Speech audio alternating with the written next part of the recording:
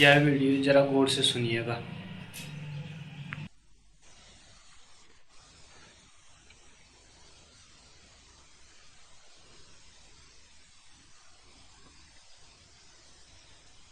पहला प्रश्न, मनुष्य क्या है? एक अभिप्सा स्वयं के अतिक्रमण की,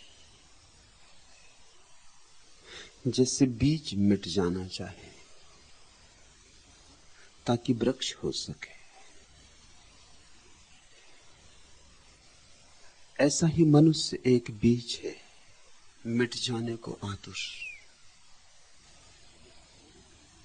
ताकि परमात्मा हो सके। मनुष्य बीज है परमात्मा के फूल का। इसलिए जिस मात्रा में जो मिटने को राजी है उतना ही ज्यादा मनुष्य है, और जो मिटने में जितना सफल हो गया उतना ही धन्य भागी है। मनुष्य एक प्रार्थना है लीन हो जाने की, क्योंकि होने में पीड़ा है। जैसे नदी दौड़ती है सागर की तरफ, पर्वतों को पार करती, मैदानों को पार करती, एक महत सागर मिलन की प्रार्थना लिए, और सागर मिलन में होगा क्या? नदी खो जाएगी, लेकिन खो जाने में सागर भी हो जाएगी। ऐसा ही मनुष्य एक चैतन्य का सरित प्रवाह है जो जा रहा है अनंत की तरफ। सीमा पीड़ा देती है, असीम आनंद।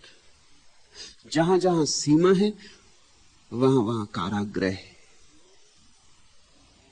मनुष्य एक कामना है सारी सीमाओं के पार पंखों को खोलकर उड़ जाने की। इसलिए जिस मनुष्य के जीवन में अपने से पार जाने का सपना पैदा नहीं हुआ, वह देखने में मनुष्य जैसा लगता हो, उसके भीतर मनुष्यता नहीं जन्मी। देह से मनुष्य होना एक बात है, प्राण से मनुष्य होना दूसरी बात है। प्राण से मनुष्य होने का अर्थ है आकाश ने पकड़ा तुम्हें, तुम्हारी आंखें उठी चांद तारों की तरफ, ऊंचाइयों ने पुकारा, ऊंचाइयों की चुनौती तुमने स्वीकार की। अंधेरे खाई खड्डों में रहने की अब तुम्हारी तैयारी नहीं रही, चाहे वे अंधेरे कितने ही सुरक्षापूर्ण क्यों ना हो, और उन अंधेरों में कितनी ही सुविधा क्यों ना हो, और उन अंधेरों में अनंत अनंत लोग क्यों ना रह रहे हो। ऊंचाई की तरफ जो चलता है उसे अकेला हो जाना होता है, क्योंकि भीड़ ऊंचाई पर उठने का साहस नहीं करती। भीड़ तो भीड़ है, भेड़ चाल उसकी जीवन शैली है। जहां सारी भीड़ जा रही है वहीं अगर तुम जा रहे हो तो तुम अभी आत्मवान नहीं हो। आत्मवान का अर्थ होता है अकेले जाने की सामर्थ्य, अपने पे इतना भरोसा कि अकेला भी जी सकूंगा, कि अकेला भी खोज सकूंगा। धार्मिक व्यक्ति अनुगमन नहीं करता, अनुसंधान करता है। धार्मिक व्यक्ति खोज करता है, विश्वास नहीं करता। विश्वासी को भूलकर भी धार्मिक मत समझना। विश्वासी धोखा खा रहा है और धोखा दे रहा है। धार्मिक व्यक्ति तब तक विश्वास नहीं करता तब तक जान ना ले, और जब जान ही लिया तो फिर विश्वास क्या। जान लिया तो जान लिया, विश्वास नहीं करना होता। सुबह उगते सूरज पर तुम विश्वास थोड़ी करते हो, या कि करते हो, या कि विवाद खड़ा होता है कि माने सूरज को कि न माने, कि आस्तिक और नास्तिक होते। नहीं, जब सूरज उगता दिखाई पड़ता है तो विश्वास अविश्वास की बात ही नहीं रह जाती। जो है सत्य को जानना है, लेकिन जानने के लिए कीमत चुकानी होती। विश्वास सस्ता है, 2 कौड़ी का है। हिंदू बन जाओ, मुसलमान बन जाओ, जैन ईसाई बन जाओ, सस्ती बातें, कुछ खोना नहीं पड़ता। सच तो यह है, हिंदू बने रहने में, मुसलमान बने रहने में लाभ ही लाभ है, क्योंकि भीड़ तुम्हारे साथ है, भीड़ की सुविधाएं तुम्हारे साथ है, भीड़ की सुरक्षा तुम्हारे साथ है, तुम अकेले नहीं हो। मनुष्य वही है जो एकाकी चल पड़े। रविन्द्रनाथ ने कहा, एकला चलो रे, क्योंकि अकेले चलोगे तो ही उसको पा सकोगे। भीड़ वहां तक जाती ही नहीं, भीड़ तो यहीं घसीटती है। भीड़ ने अभी अभिप्सा ही नहीं की है अपने से ऊपर उठने की। जिसके भीतर आकांक्षा जगी है कि जैसा मैं हूं, जहां हूं, इतना काफी नहीं है, इससे तृप्ति नहीं होती, इससे प्यास मिटती नहीं, भूख बुझती नहीं। कोई सरोवर तलाशना है जहां प्यास बुझे, कोई स्थान खोजना है जहां सिर झुके, और कोई सागर खोजना है जहां सारी सीमाओं को तोड़कर मैं लीन हो सकूं। मैं भाव, अहंकार सीमा है, निरअहंकार सारी सीमाओं का विसर्जन है। तुम पूछते हो मनुष्य क्या है? निरअहंकार होने की खोज, सीमाओं के पार जाने की कामना, अपना अतिक्रमण। इस जगत में मनुष्य के अतिरिक्त और कोई अपना अतिक्रमण नहीं कर सकता, इसलिए स्वात्म अतिक्रमण मनुष्य की परिभाषा है। कोई आम का वृक्ष आम के वृक्ष के अतिरिक्त और कुछ भी नहीं हो सकता, आबद्ध है। नीम का वृक्ष नीम ही रहेगा, कुछ और होने का उपाय नहीं। अपना अतिक्रमण नहीं कर सकता, अपने से पार नहीं जा सकता। सिंह सिंह है, कुत्ता कुत्ता है, इससे पार जाने का कोई उपाय नहीं। सिर्फ आदमी की क्षमता है कि आदमी के पार जा सकता है, बुद्धत्व को पा सकता है, भगवत्ता पा सकता है। ये मनुष्य का गौरव भी है और मनुष्य की यातना भी। गौरव क्योंकि ये संभावना खुली है, पूरा आकाश उसका है, हाथ फैलाए तो सारा अस्तित्व उसका है, अपने आलिंगन में ले ले सारे अस्तित्व को, इसलिए गौरव। यातना भी बहुत है। यातना इसलिए कि जहां भी है वहीं चैन नहीं पाएगा, बेचैनी बनी ही रहेगी, और आगे और आगे ये दौड़ जारी रहेगी। एक महत्व यातना भीतर मौजूद रहेगी, तनाव बना रहेगा। कोई पशु पक्षी तनाव में नहीं, क्योंकि जो है कुछ और होना नहीं। मनुष्य की तकलीफ, मनुष्य की पीड़ा, उसका विषाद, उसका संताप कि जो है उतने से राजी नहीं है, कुछ और होना है। उसके भीतर एक गहन तीर की तरह चुभी हुई वासना है, कुछ और होना है। आश्वस्त होकर बैठ नहीं सकता, यात्रा करनी। मनुष्य एक यात्रा है, कोई पशु पक्षी यात्रा नहीं। मनुष्य भर एक यात्रा है। और अगर धन की यात्रा की, पद की यात्रा की, तो यात्रा ही रह जाओगे। अगर धर्म की यात्रा की तो तीर्थ यात्रा हो जाओगे। काशी और काबा जाने से तीर्थ यात्रा नहीं होती। मनुष्य जब परमात्मा होने की आकांक्षा से सब कुछ समर्पित करने को तैयार हो जाता है, तब तीर्थ यात्रा होती, तभी कोई पहुंचता है उस पवित्र स्थल पर जहां तृप्ति है, जहां परम तृप्ति है, जहां परितोष है, जहां पहुंचने के बाद फिर आगे और कुछ पाने को शेष नहीं रह जाता। उस स्थान को निर्वाण कहो, मोक्ष कहो, या जो नाम देना चाहो। मनुष्य मोक्ष का बीज है। मनुष्य एक बूंद है जिसके भीतर निर्वाण छिपा है, लेकिन बूंद जब तक सागर से मिल न जाए निर्वाण प्रकट न हो सकेगा। मनुष्य खिले तो उसमें से परमात्मा की सुगंध उठती, और इसलिए जब तक तुम परमात्मा न हो जाओगे तब तक कोई उपाय नहीं है सांत्वना का। कितना ही अपने को समझा लो, कितना ही अपने को उलझा लो, याद आती रहेगी। सब व्यवस्था को तोड़ तोड़ के याद आती रहेगी कि तुम व्यर्थ कर रहे हो, जो भी कर रहे हो सब व्यर्थ है। ये काम धंधा, ये दुकानदारी, ये बाजार व्यवसाय, ये सब ठीक है, लेकिन अभी असली काम तुमने नहीं किया है।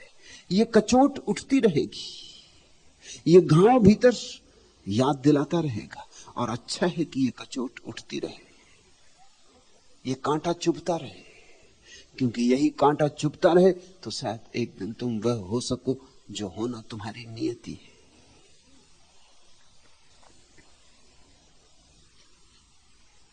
रूह कालिब से निकलकर असल में गुम हो गई, नए से होते ही जुदा नगमा परिसा हो गया। जैसे बांसुरी से कोई स्वर निकल जाता है और बांसुरी से अलग होते ही परेशान हो जाता है, नए से होते ही जुदा नगमा परिसा हो गया। जैसे कोई बांसुरी का स्वर भटक गया बांसुरी से और परेशान है, और अपने मूल स्वर को, अपने मूल स्रोत को, उद्गम को खोजने चला है। ऐसा मनुष्य बांसुरी से जुदा हो गया स्वर, परमात्मा से दूर निकल गई किरण, अपने घर से भटक गया यात्री। रूह कालिब से निकलकर असल में गुम हो गई, और एक दिन इस देह के ऊपर उठकर असलियत में गुम हो जाना। रूह कालिब से निकलकर असल में गुम हो गई। वो जो असली है, वह जो यथार्थ है, उसमें जब तक तुम लीन न हो जाओगे तब तक तुम बांसुरी का ऐसा स्वर हो जो भटक रहा है, तलाश कर रहा है अपने मूल स्रोत की, बेचैन है, तड़फ रहा है। रूह जब तड़पी, निगाहे शौक आसिक बन गई, दिल जब उछला जलवा गाहे हुस्न जाना हो गया। एक मरकज पर सिमट आया जहाजे, एक मरकज पर सिमट आया जहाने आरजू, कसरते मोहूम से जब दिल परेसा हो गया। चश्म पूर्णम जुल्फ आसुप्ता, निगाहें बेकरार, इस पसे मानी के सदके मैं पसीमा हो गया। वरना क्या था सिर्फ तरतीबे अनासिर के सिवा, खास कुछ बेताबियों का नाम इंसान हो गया। ऐसे तो आदमी भी क्या है, 5 महाभूतों का जोड़ तोड़। वरना क्या था सिर्फ तरतीबे अनासिर के सिवा, मिट्टी पानी हवा का एक जोड़। और क्या था आदमी? वो तो धन्य भाग, खास कुछ बेताबियों का नाम इंसान हो गया। लेकिन कुछ अभीप्साएं, कुछ बेताबियां हैं, कुछ बेचैनियां हैं। मिट्टी मिट्टी ही है अगर उसमें अमृत होने की बेचैनी नहीं। देह देह ही है अगर उसमें परमात्मा पाने का सपना नहीं जगा। ये 5 महाभूतों का जो जोड़ है आदमी, इसको ही आदमी मत समझ लेना। ये तो केवल संभावना है। इसके भीतर जब अभिप्सा पैदा हो जाएगी अपने से पार जाने की, अपने से ऊपर उठ जाने की, अपने से ऊपर छलांग लगा जाने की, तब वास्तविक मनुष्य का जन्म होता है। उस मनुष्य को ही हम द्विज कहते हैं, जिसका दूसरा जन्म हुआ। एक जन्म मां के पेट से होता है,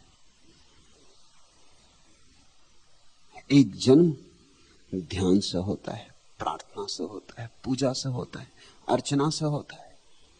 दूसरे जन्म को ध्यान में रखो, दूसरे जन्म के बाद ही द्विज बन के ही तुम ठीक अर्थों में मनुष्य होते हो, उसके पहले नाम के आदमी हो।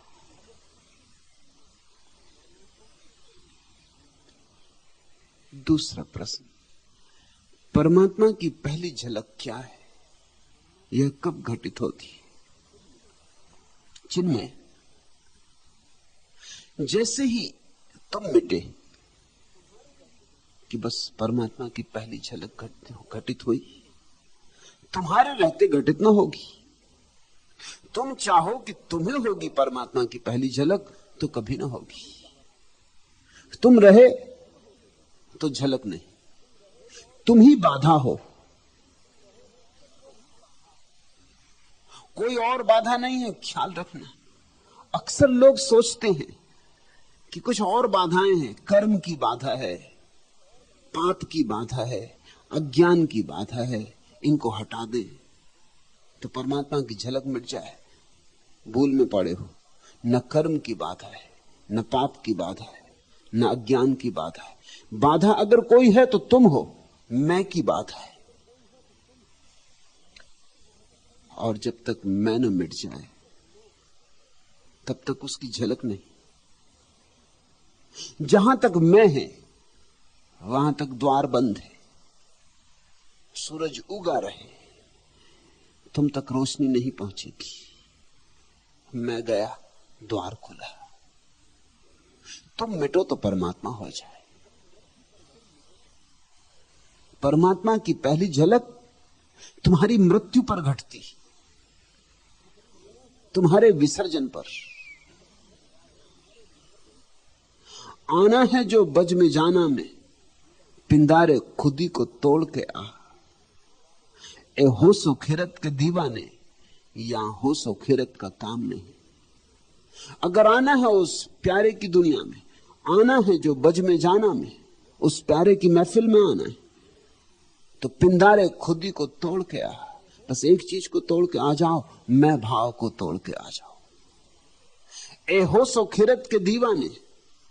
और अगर तुम अपनी अकल, अपनी चतुराई, अपनी होशियारी, अपना पांडित्य, अपना चरित्र, अपना त्याग, अपनी साधुता, अपना महात्मापन, इस सब को लेके आ गए, ए होशो खिरत के दीवाने, यहां होशो खिरत का काम नहीं, तो वहां पहुंच ना पाओगे। वहां न तो बुद्धिमानी की जरूरत है, न चतुराई की जरूरत है, न गणित की, न हिसाब की, न किताब की। वहां तो सिर्फ एक बात की जरूरत है, शून्य होकर आ जाओ। तुम्हारे शून्य में उसका पूर्ण उतरता है। तुम्हारी शून्यता ही बस उसकी पूर्णता को खींच लेती। मिटो ताकि पा सको। लोग परमात्मा की झलक तो पाना चाहते हैं, लेकिन यह कीमत नहीं चुकाना चाहते। बस फिर झलक कभी नहीं मिलती, या फिर जो झलकें मिलती वो उनके मन के खेल होते। वो झलकें परमात्मा की नहीं होती, खुद की ही कल्पनाएं होती। कृष्ण खड़े बांसुरी बजाते, कि राम खड़े धनुष बांध लिए, कि जीसस दिखाई पड़ते सूली पर चढ़े। ये सब तुम्हारे मन के ही खेल हैं, ये तुम्हारे मन का जाल है। परमात्मा का कोई रूप नहीं, कोई रंग नहीं, कोई गुण नहीं। परमात्मा कोई व्यक्ति नहीं है कि जिसकी झलक मिलेगी। परमात्मा तो एक अनुभव है, एक स्वाद है जो पूरे प्राण पर फैल जाता है, रोए रोए पर फैल जाता है। परमात्मा एक अनुभूति है, व्यक्ति नहीं। जैसे प्रेम की अनुभूति होती, ऐसी परमात्मा की अनुभूति। प्रेम का कोई साक्षात्कार थोड़ी होता है कि मिल गए और प्रेम से दो बातें की। प्रेम का आविर्भाव होता है। एक लफ्ज मोहब्बत का अदना या फसाना है। सिमटे तो दिले आशिक, फैले तो जमाना है। छोटा सा प्रेम शब्द है, 2.5 आखर प्रेम के, कोई बड़ा शब्द नहीं है, छोटा सा एक लफ्ज मोहब्बत का अदना ये फसाना है, उसकी छोटी सी कहानी है, मगर उससे बड़ी और कोई कहानी नहीं। उस छोटे से शब्द में सब समा गया, सारे शास्त्र। कबीर ने कहा 2.5 आखर प्रेम के, पढ़े सो पंडित हो। सारे वेद, कुरान, पुराण सब उसमें समा गए। सिमटे तो दिले आशिक, फैले तो जमाना है। बस इस प्रेम का ही सारा खेल है। अगर सिमट गया तो आशिक का दिल बन जाता है, और अगर फैल गया तो परमात्मा बन जाता है। सिकोड़ो मत अपने प्रेम को, फैलने दो। इतना फैल जाए कि सारा अस्तित्व तुम्हारे प्रेम का आंगन बन जाए। इतना फैल जाए कि तुम बचो ही ना, तुम धड़को जगत के प्राणों में, बहो वृक्षों की हरियाली में, खिलो फूलों में, चांतारों में, पहाड़ों में, पर्वतों में। इतने फैलो, फैलते जाओ कि ये जो छोटी सी गांठ तुमने सिकोड़ के अहंकार की बना ली, ये गल जाए। इसे इतना फैला दो कि ये मिट जाए, इतना विरल कर दो कि ये खो जाए। बस फिर पहली झलक। मगर ख्याल रखना, पहली झलक का मतलब ये नहीं कि तुम्हें झलक मिलेगी, तुम नहीं रहोगे तब पहली झलक। ये विरोधाभास है। जब तक भक्त रहता है तब तक भगवान नहीं,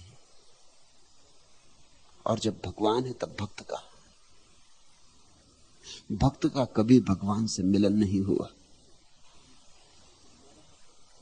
भक्त मिटा तो मिलन हुआ, भक्त न रहा तो मिलन हुआ। इसलिए तो अनल हक अहम ब्रह्मास्मि का उद्घोष उठा। ऐसी घड़ी आती जब भक्त तो बसता नहीं, भगवान ही शेष रह जाता। उसी घड़ी में उद्घोष उठता है अहम ब्रह्मास्मि का, मैं ही ब्रह्म हूं। जब तक तुम्हें भगवान अलग दिखाई पड़े तब तक समझना अभी मन के जाल के बाहर नहीं गए। अगर भगवान तुम्हें वहां दिखाई पड़े, दूर खड़ा है, तो समझना कि अभी तुम्हारा अहंकार मौजूद है, अभी देखने वाला मौजूद है। तो दिखाई पड़ने वाला भगवान कल्पना होगा। जब तक दृष्टा मौजूद है तब तक दृश्य तुम्हारा कल्पना जाल है। एक ही बचना चाहिए, दृष्टा और दृश्य एक हो जाने चाहिए। उस घड़ी में पहली झलक, और पहली झलक मिलती तो पता चलता है कि हमने जो किया, वही जगजीवन कल कहते थे कि हमने जो किया उससे पाने का कोई कार्य कारण संबंध नहीं। हमारा किया ना कुछ, हमारा किया व्यर्थ था। हमारे किए से जो हुआ है उसका कुछ लेना देना नहीं। हमारा किया ऐसा है, जैसे मैंने सुना एक छिपकली एक महल में रहती थी। छिपकलियों में कहीं शादी विवाह था, बैंड बाजे बजी, सनाई बजी, निमंत्रण आया, लेकिन उस छिपकली ने कहा मैं आ ना सकूंगी। देखते मेरा काम, अगर मैं जाऊं तो ये पूरा महल गिर जाए, इसे मैं संभाले रखती, मुझ पे बड़ा दायित्व है। तुम जो घास फूस की झोपड़ियों में रहते हो ठीक है, तुम चले भी जाओ तो कुछ हर्ज नहीं, लेकिन ये बड़ा महल, भारी हानि हो जाएगी मेरे जाने से, मेरा आना संभव नहीं। अब छिपकली ऐसा सोचे तो आश्चर्य नहीं है, क्योंकि सभी छिपकलियां ऐसा सोचती। आदमी भी ऐसा ही सोचता है, मेरे बिना सब अस्त व्यस्त हो जाए, मैं न रहूंगा तो दुनिया का क्या होगा, महल गिर जाएंगे, जिंदगी का तारतम्य टूट जाएगा।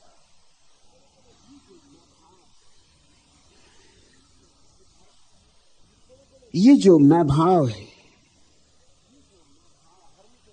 ये बड़े बड़े सूक्ष्म रास्तों से लौट आता है। ये धर्म के नाम पर तपश्चर्या बन जाता है, योग बन जाता है। फिर तुम सोचते हो कि मेरे योग से परमात्मा करीब आएगा, मेरी साधना से सिद्धि होगी। मगर तुम्हारी साधना और तुम्हारी सिद्धि में उतना ही संबंध है जितना छिपकली में और महल के संभलने में, इससे ज्यादा नहीं। जिस दिन झलक पहली बार उतरती है उस दिन पता चलता है कि मैं भी खूब पागल था। मैं सोचता था ऐसा करूंगा, ऐसा भोजन करूंगा, इतनी बार भोजन करूंगा, रात पानी न पीऊंगा, पानी छान कर पीऊंगा, इतने कपड़े पहनूंगा, इतनी देर सोऊंगा, ब्रह्म मुहूर्त में उठूंगा, ऐसा करूंगा, ऐसा करूंगा। इस सब के जोड़ में मुझे परमात्मा मिलेगा। जब परमात्मा मिलेगा तब तुम्हें हंसी आएगी कि मैं भी खूब पागल था। क्या जोड़ बिठा रहा था, क्या खाया, क्या पिया, कितने कपड़े पहने, कितने नहीं पहने, कहां रहा, कैसे नहीं रहा, कितने उपवास किए, कितने व्रत, कितने नियम, सब ऐसे व्यर्थ हो जाते। कुछ तारतम्य ही नहीं है। जो मिलता है इतना विराट है कि अगर तुम्हारे उपवासों से मिला हो तो 2 कौड़ी का हो जाएगा। तुमने जो कीमत चुकाई है अगर वही परमात्मा की कीमत है तो परमात्मा पाने योग्य भी नहीं रह जाएगा। क्योंकि तुम शीर्षासन पर खड़े रहे रोज 1 घंटा, इसलिए परमात्मा मिला। तो ये परमात्मा की कीमत हो गई, सिर के बल खड़े रहना 1 घंटा। ये कोई बात हुई कि तुम कांटों पे लेटे रहे, तो ये परमात्मा की कीमत हो गई। कार्य कारण का कोई संबंध नहीं है। जिस दिन प्रसाद बरसता है उस दिन सब प्रयास बह जाते, जैसे बाढ़ आ गई और सब झाड़ झंखाड़ किनारों के बह गए, कुछ पता ना चला, सब गया। ऐसे ही तुम्हारी सारी साधना चली जाती सिद्धि की बाढ़ में। इसलिए जिन्होंने जाना है उन्होंने कहा है कि हमने जो किया उससे मिलने का कोई संबंध नहीं है। यद्यपि जब तक नहीं मिला था तब तक हम यही सोचते थे कि ना करेंगे तो कैसे मिलेगा। अहंकार हमेशा करने की भाषा में सोचता है। इस संसार में और सब चीजें करने से मिलती भी हैं। अगर कुछ ना करोगे तो धन नहीं मिलेगा, पद नहीं मिलेगा। कुछ नहीं करोगे, हाथ पे हाथ रखे बैठे रहोगे तो बुद्धू बने रहोगे, दूसरे लोग मार ले जाएंगे हाथ तुमसे पहले। यहां तो आपाधापी करनी होगी, मारधार करनी होगी, गला घोंट प्रतियोगिता है, झूम झटक करनी होगी। ऐसे थोड़ी कि बस तुम बैठे रहे और लोग आ गए और कहा कि आप प्रधानमंत्री हो जाइए, कि नहीं आपको तो होना ही पड़ेगा ना। यहां तो बहुत झंझटें हैं। यहां तो काफी सिर्फ फड़ौल होगी।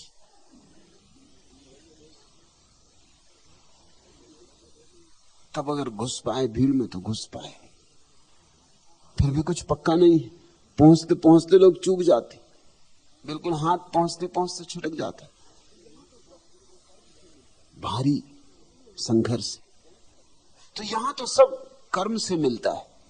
इसलिए हमारे भीतर एक गणित का जन्म हो जाता है कि सभी कुछ कर्म से मिलता है तो परमात्मा भी कर्म से मिलेगा। बस वही भूल हो जाती। परमात्मा इस जगत के गणित के बाहर है।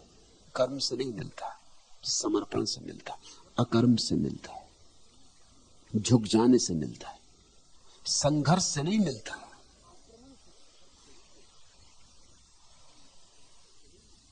आक्रमण से नहीं मिलता, मिट जाने से मिलता है। जो बैठ रहा चुप होकर, शांत होकर, इतना शांत होकर कि भीतर कोई तरंग भी ना रही, किस अनायास घड़ी में उसका आगमन हो जाता है पता भी नहीं चलता है। और इसलिए बड़े से बड़ा चमत्कार यही है कि जो नहीं करते उनको मिलता है, जो अकर्म की गहराइयों में उतर जाते हैं उनको मिलता है, जो शून्य की अतल तलहटियों में डूब जाते हैं उनको मिलता है। पूछते तुम कि पहली झलक क्या है, यह कब घटित होती? जिनमें जब तुम मिट जाओगे तब घटित होगी। इसलिए मिटाओ अपने को, इसलिए बह जाने दो, मत बचाओ अपने को, किसी बहाने मत बचाना, किसी सहारे मत बचाना, किसी खूंटी पर अपने को टांगे मत रखना। ज्ञान की खूंटी हो, त्याग की खूंटी हो, तपस्या की, साधुता की, सब जाने दो, सब खूंटियां तोड़ डालो। कोई सहारे, कोई निमित्त मत छोड़ो। इतना ही तुम कर सकते हो कि अपने अहंकार को ना बनाओ। और मजा यह है कि अहंकार बनाओ तो ही बनता है, ना बनाओ तो है ही नहीं अहंकार। इसलिए जैसे ही तुम्हें यह समझ में आ जाता है कि अहंकार के न होने से परमात्मा मिलेगा, वैसे ही अहंकार का बनाना धीरे धीरे शांत हो जाएगा।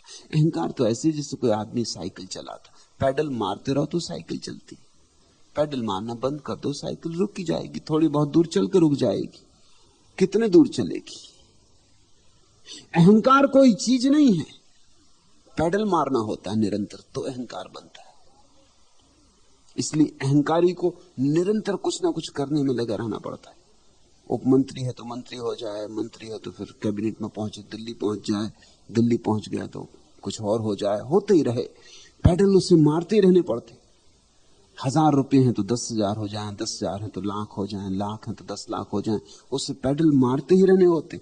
ऐसा नहीं कि 10 लाख हो गया बस ठीक है अब क्या करना, अब मजा करें। पैडल मारना बंद किए कि चारों खाने चित्त गिरोगे। अहंकार तो निरंतर सक्रियता में जीता है। अहंकार तो ऐसा है जैसे नट चलता है रस्सी पर। अगर तुम न अहंकार को गति दो, न उसे भोजन दो, तो अहंकार तिरोहित हो जाता है। अहंकार कोई वस्तु नहीं है। इसलिए मुझसे ये मत पूछना कि फिर अहंकार को कैसे मिटाएं। अक्सर लोग भी पूछने लगते हैं, उनसे कहो कि अहंकार नहीं होगा तो परमात्मा मिलेगा, तो वो कहते हैं अहंकार को कैसे मिटाएं। अगर तुम ही मिटाओगे तो नया अहंकार पैदा हो जाएगा कि मैं निरअहंकारी हूं, देखो मैंने अहंकार मिटा दिया। ये और सूक्ष्म अहंकार, और भी खतरनाक, पहले से भी ज्यादा इसकी गहरी जड़ें हो जाएंगी, ये फिर रुकावट हो जाएगी। इसलिए ये तो पूछना ही मत कि अहंकार को कैसे मिटाएं, क्योंकि तुम अगर मिटाओगे तो मिटेगा नहीं। इतना ही समझ लो कि अहंकार को कैसे न बनाएं, बस इतना ही पहचान लो कि किन किन तरकीबों से हम अहंकार को बनाते, उन तरकीबों को शिथिल कर दो। अचानक तुम पाओगे अहंकार सिकुड़ने लगा, बिखरने लगा, गिरने लगे उसके पत्ते, आ गई पतझड़, जल्दी ही उसकी जड़ें सूख जाएंगी। बस पानी मत दो, जल्दी ही तुम पाओगे अहंकार गया। और जिस घड़ी अहंकार गया तत्क्षण परमात्मा का आविर्भाव हो जाता, पहली झलक। और पहली झलक ही तो अंतिम झलक है। एक झलक मिल गई तो सब मिल गया। फिर पहले और अंतिम में कुछ भेद थोड़ी। एक बार परमात्मा की अनुभूति हो गई कि हो गई अनुभूति। देखा, जिसने स्वर्ग का सुख जाना फिर नरक में क्यों पड़ेगा। जिसे हीरे जवाहरात मिल गए अब कंकड़ पत्थर क्यों बीनेगा।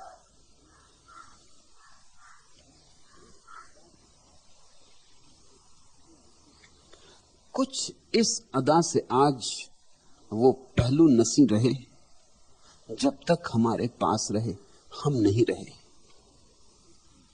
ईमान और कुफ्र और ना दुनिया ओदी रहे, इस सादबास की तन्हा हम ही रहे। यारब किसी के राज मोहब्बत की खैर हो, दस्ते जुनू रहे न रहे आस्ती रहे। जा और कोई जब्त की दुनिया तलाश कर, इस हम तो अब तेरे काबिल नहीं रहे। मुझको नहीं कबूल दो आलम की वुसअतें, किस्मत में कुए यार की दो गज जमी रहे। बस भक्त की इतनी आकांक्षा है। मुझको नहीं कबूल दो आलम की वसअतें, मुझे दो दुनियाओं के जो सुख है नहीं चाहिए। वो जो विशाल दो दुनियाओं के रहस्य मुझे नहीं चाहिए। मुझको नहीं कबूल दो आलम की वसअतें, किस्मत में कुएं यार की 2 गज जमी रहे, उस प्यारे की गली की 2 गज जमीन काफी। इसकी तलाफी है माफात देखना, रोने की हसरतें हैं जब आंसू नहीं रहे। और ऐसा होता है जब परमात्मा का दर्शन होता है तो रो भी ना पाओगे, हंस भी ना पाओगे, धन्यवाद भी ना दे पाओगे, झुक भी ना पाओगे, क्योंकि वह सारी क्रियाएं भी अहंकार के साथ गई। अवाक सन्नाटा रह जाएगा, न कोई धन्यवाद उठेगा, न अनुग्रह के 2 आंसू गिराने के उपाय रह जाएंगे। इसकी तलाफी माफात देखना, रोने की हसरतें हैं जब आंसू नहीं रहे। जब धन्यवाद करने का मौका आएगा तो जबान न खुलेगी, ओंठ न खुलेंगे, कंठ अवरुद्ध हो जाएगा। जब 2 आंसू गिराना चाहोगे पाओगे कि आंसुओं का कुछ पता नहीं। जब सिर झुकाना चाहोगे सिर न पाओगे। जब चाहोगे कि अब नाचूं आनंद मग्न होकर, तो अपने को न पाओगे। अब नाचने वाला कहां? यह धर्म का विरोधाभास है। जब तक तुम हो, रो भी सकते हो, गा भी सकते हो, नाच भी सकते हो, तब तक नाचने की कोई घटना नहीं घटती। और जब घटना घटती है कि नाचो, ऐसे नाचो पागल होकर, आनंद में मदमस्त होकर, लेकिन तब कौन नाचने वाला बचा? गए वे दिन जब तुम थे, अब परमात्मा ही है।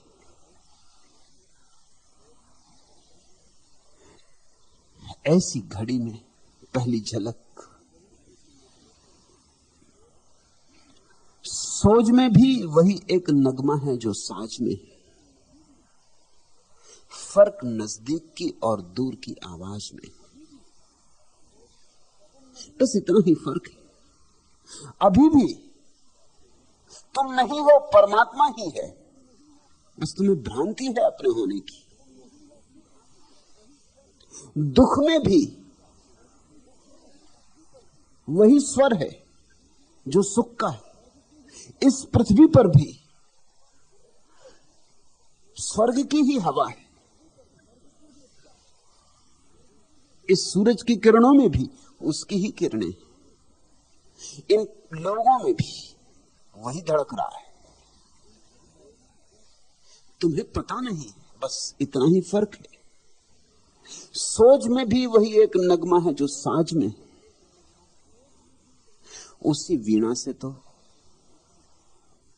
आनंद का संगीत उठाता है, उसी वीणा से विरह के गीत भी पैदा हो जाते। वही वीणा ऐसा साथ छेड़ सकती है कि तुम नाच उठो, और वही वीणा ऐसी विरह की पीड़ा को जगा सकती है कि तुम जार जार रो उठो। वीणा वही है, स्वर भी वही है, सोच में भी वही एक नगमा है जो साज में है। फर्क नजदीक की और दूर की आवाज में, बस जरा सा फर्क है। तुमने अब परमात्मा की आवाज अभी नजदीक से नहीं सुनी, बहुत दूर से सुनी। वेदों में सुनी, कुरानों में सुनी, बाइबल में सुनी, बहुत दूर से सुनी, उधार सुनी, बुद्धों से सुनी, नानक से सुनी है, कबीर से, जगजीवन से। तुमने नहीं सुनी, बस दूर और पास की आवाज का फर्क है। तुम सुन लो, सब हो जाए। ये सबब है कि तड़प सीनाए हर साज में है, मेरी आवाज भी शामिल तेरी आवाज में है। जिस दिन जानोगे उस दिन पाओगे तुम्हारी आवाज भी उसकी ही आवाज थी। तुम जो बोले थे वह भी वही बोला था। तुम्हें पता नहीं कि तुम्हारे कंठ में भी वही विराजमान है, उसके अन्यथा कोई और है ही नहीं। इसलिए तुम्हें पता नहीं है ये और बात, लेकिन तुम हो तो परमात्मा में ही। मछली को पता ना हो कि सागर में है, इससे क्या फर्क पड़ता है तो सागर में ही। जो न सूरत में, न मानी में, न आवाज में है, दिल की हस्ती भी उसी सिलसिलाए राज में है। आशिकों के दिले मजरूर से कोई पूछे, वो जो एक लुत्फ निगाह गलत अंदाज में। प्रेमियों से पूछो, बस एक जरा सी नजर, उसकी आंख का आंख में पड़ जाना, उसकी बांकी नजर, उसकी तिरछी नजर, और क्रांति घट जाती। जो मिटाए नहीं मिटता था, पाया नहीं जाता। जो खोजे नहीं मिलता था, वो एकदम सामने खड़ा है और पता चलता सदा से सामने खड़ा था। आशिकों के दिले मजरूर से कोई पूछे, वो जो एक लुत्फ निगाह गलत अंदाज में। गो से मुस्ताक की क्या बात है, अल्लाह अल्लाह, सुन रहा हूं मैं वो नगमा जो अभी साज में। फिर तो ऐसी सूक्ष्मता पैदा होती कि जो नगमा अभी वीणा से जगा भी नहीं है, अभी वीणा के तारों में सोया हुआ है, वो भी सुनाई पड़ने लगता है। अभी तो वीणा बजती है, वो भी सुनाई नहीं पड़ती, बिल्कुल बहरे हो। वीणा बज रही और तुम पूछते हो कहां है साज, कहां है संगीत। और कोयल में वीणा बज रही, और पपीहे में बज रही, और वृक्षों के पास से गुजरती हवाओं में बज रही, सागर में नाचती हुई उतरती नदी में बज रही। तुम्हारे कंठ में, तुम्हारे पड़ोसी के कंठ में, सब तरफ उसी की वीणा का नाद है, उसका ही नाद है। सारी आवाजें उसकी आवाजें, सब अनाहत है। गो से मुस्ताक की क्या बात है, अल्लाह अल्लाह, सुन रहा हूं मैं वो नगमा जो अभी साज में। और फिर जब आंख खुलती, पहचान आती, पहली झलक मिलती, तो जो अभी गीत पैदा भी नहीं हुआ वो भी सुनाई पड़ने लगता है। अभी जो गीत गाया भी नहीं गया,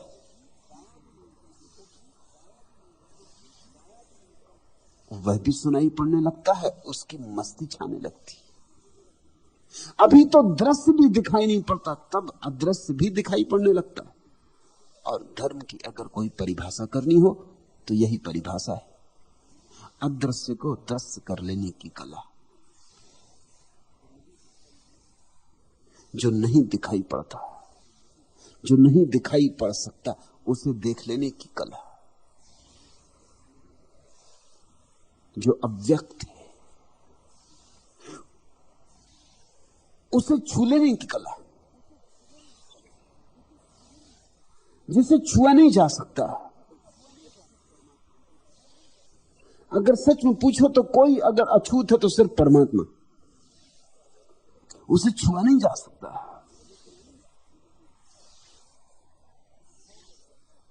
लेकिन उसे छू लेने की कला का नाम धर्म है। असंभव को संभव बना लेने की कला का नाम धर्म है।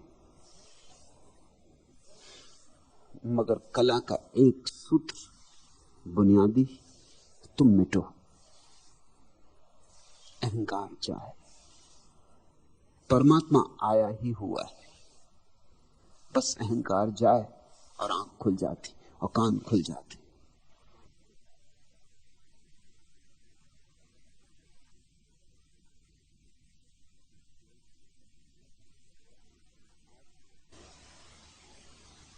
साज में सोए हुए गीत भी सुनाई पड़ने लगते, तब जीवन एक अनुभव है, तब जीवन एक अद्भुत सौंदर्य है, तब जीवन बहुत रंगीन है, तब जीवन उत्सव है।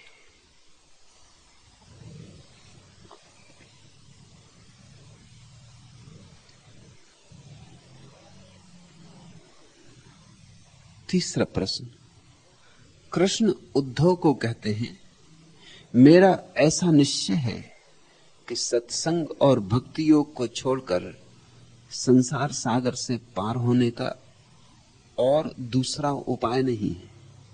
क्या सत्संग और भक्ति एक ही सिक्के के दो पहलू हैं? कृपा करके समझाएं। नरेंद्र, सत्संग है सरोवर और भक्ति है स्नान।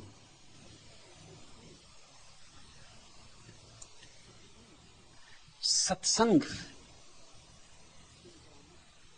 संक्रामक वातावरण का नाम है, जहां परमात्मा की बीमारी पकड़ जाए, जहां धर्म का रोग लग जाए। सत्संग का अर्थ है जहां कोई परमात्मा को उपलब्ध हो गया है, उसके पास बैठना। जैसे बीमारी संक्रामक होती है, वैसे ही स्वास्थ्य भी संक्रामक होता है। और जैसे पाप संक्रामक होता है, वैसे ही पुण्य भी संक्रामक होता है। और जैसे जुआड़ी के पास बैठ के जुआ खेलने की कामनाएं उठने लगती, वैसे ही प्रार्थना में लीन व्यक्ति के पास बैठकर प्रार्थना की तरंगें उठने लगती। हम अलग अलग टूटे हुए नहीं, हम जुड़े, हम एक दूसरों से जुड़े।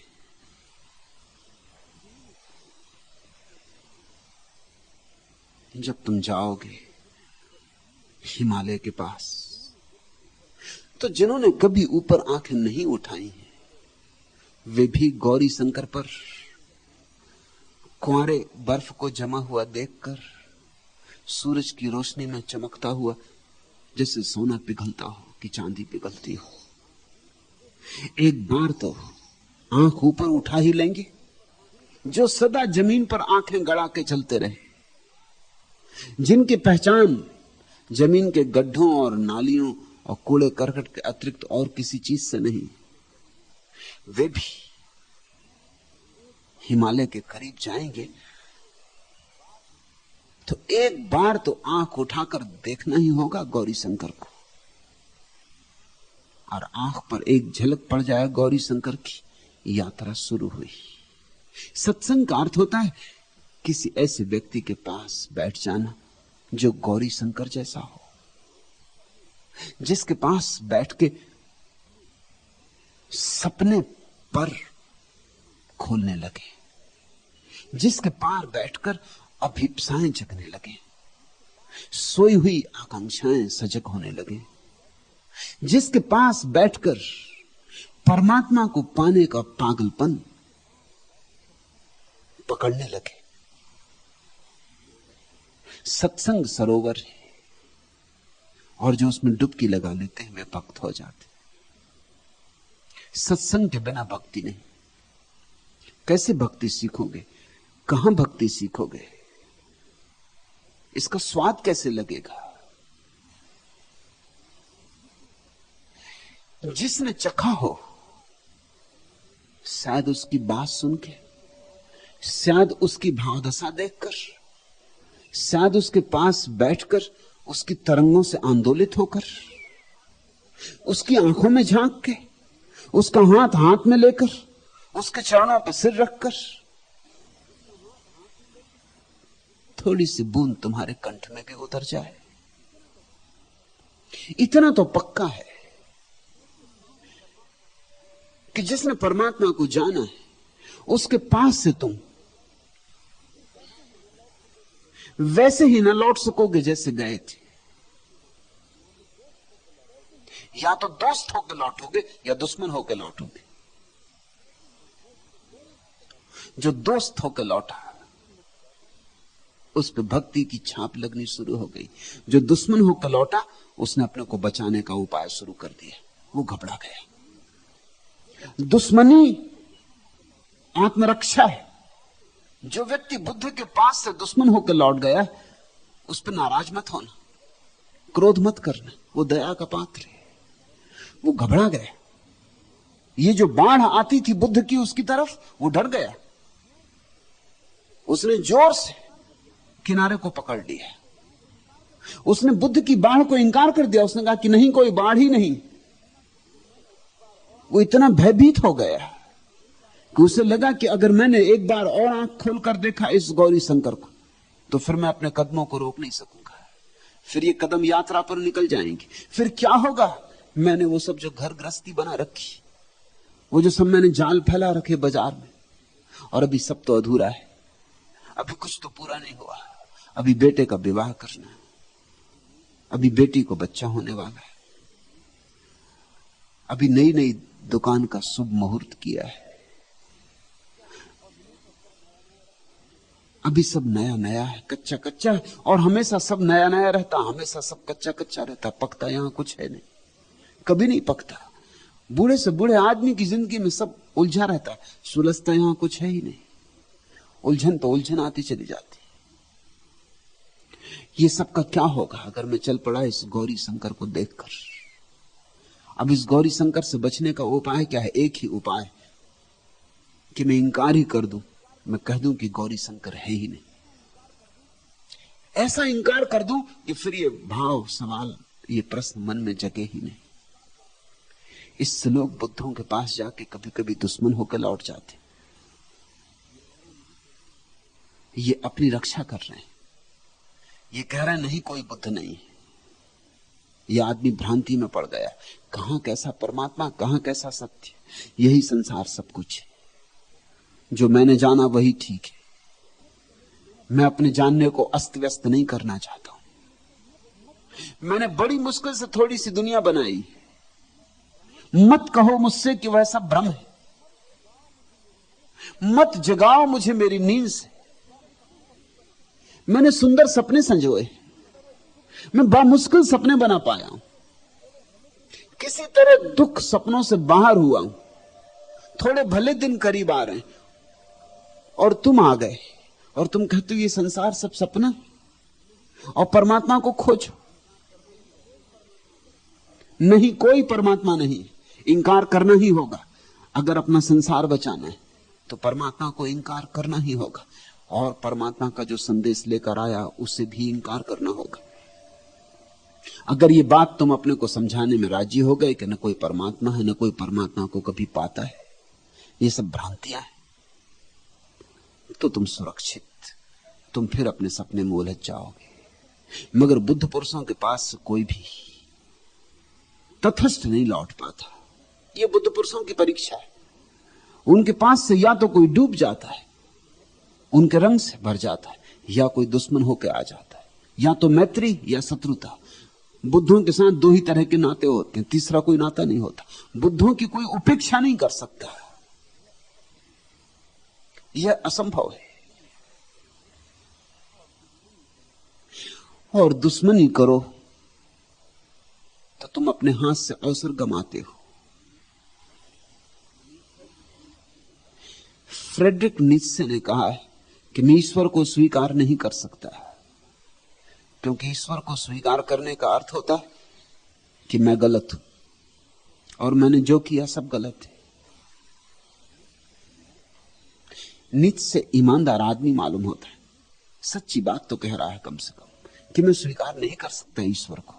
कैसे करूं? अपने को गलत, और मैंने जो किया सब गलत, और मेरी सारी जिंदगी की दौड़ धूप व्यर्थ। ये अहंकार के विपरीत पड़ती है बात। इससे तो बेहतर यही है उस अज्ञात अगोचर को पता नहीं हो या न हो, उसको ही इंकार कर दो। दो ही उपाय हैं। अगर परमात्मा को स्वीकार करते हो तो तुम फिर अपनी जिंदगी में उसी ढंग से न रह सकोगे जैसे कल तक रहे हो। तुम्हें जिंदगी की शैली बदलनी ही होगी, बदलनी ही होगी, कोई उपाय नहीं। तुम्हें अपनी जिंदगी नए ढंग से शुरू करनी ही होगी, कोई उपाय नहीं। तुम्हें फिर से नई बुनियादें डालनी होंगी, नए शिलान्यास करने होंगे, फिर से श्री गणेश करना होगा।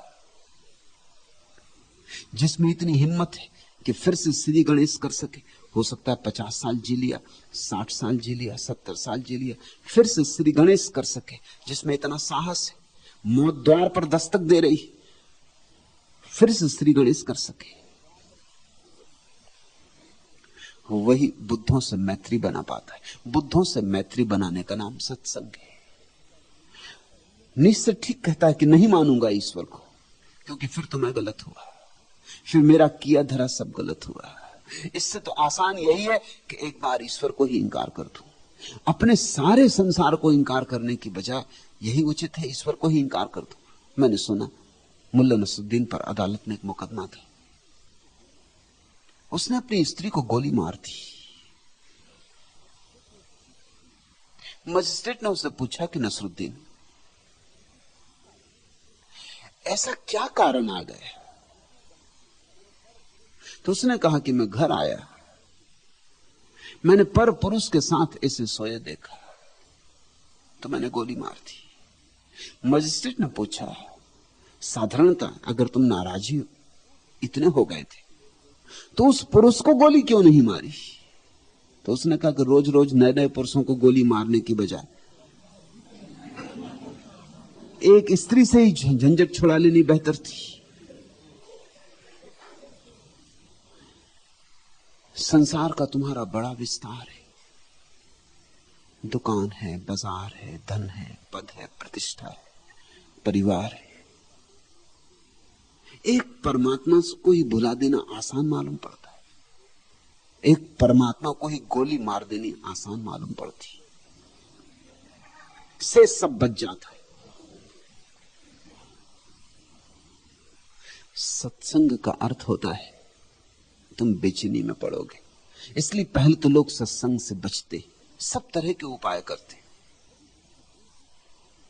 अगर किसी भूल चूक से आ भी गए, घटना वसात, संयोग वसात आ भी गए, तो भी अकड़ के बैठे रहते, अपना बचाव करते रहते, तैयारी में रहते हैं कि कैसे यहां से निकल भागे, कहीं उलझ ना जाए। छोटे छोटे बहाने खोज लेते, छोटे छोटे निमित्त कारण बना लेते हैं कि इस कारण, कि इस कारण अभी समय नहीं आया, कल के लिए स्थगित कर देते हैं कि जब समय आएगा तब। और अगर ऐसा लगता है कि खींचे जा रहे हैं किसी प्रवाह में, तो फिर क्रोध खड़ा होता है कि ये कौन है जो मेरी जिंदगी को बने बनाए, खेल को, तमाशे को नष्ट किए दे रहा।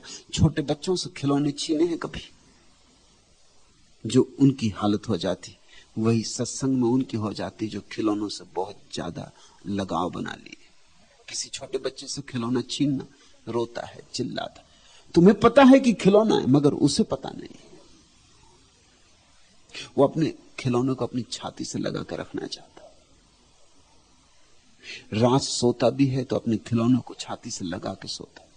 तुम भी रात अपना खिलौना छाती से लगा के सोते हो। कुछ लोग अपने धन का हिसाब लगाते सोते हो, खिलौना छाती से लगाए।